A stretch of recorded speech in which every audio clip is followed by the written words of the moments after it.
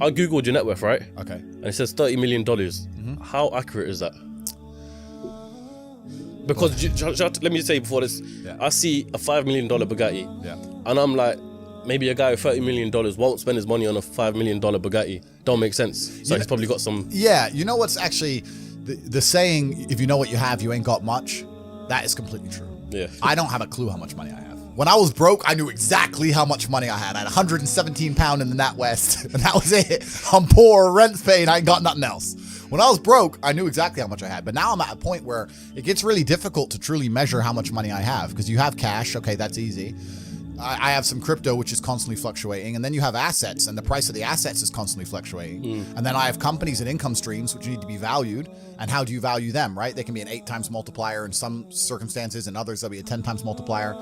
So it's really difficult for me to put a value on it. If you were to say to me, how much money do I have in the bank?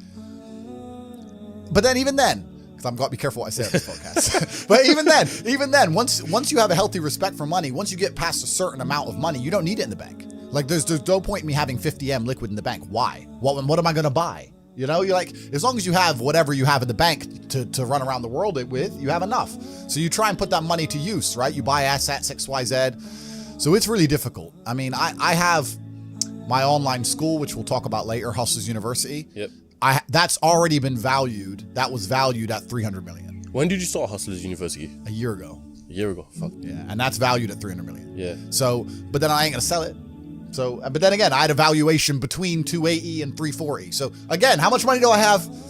I don't know. I could, if I really wanted to, if I wanted to sit here and say I was worth 500 million, I could prove that. Yeah. Yeah. If you sold up everything? If I wanted to, I could come up with 500 million.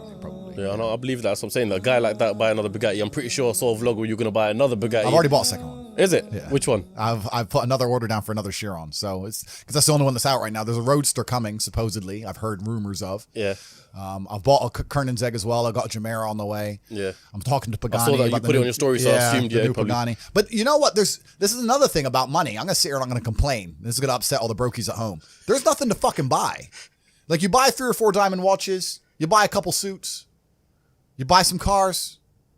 What else? What else is there to buy? You end up just spunking it on bottle shows and $10,000 steaks. There's nothing to buy. You can go on holiday and travel, blah, blah, blah.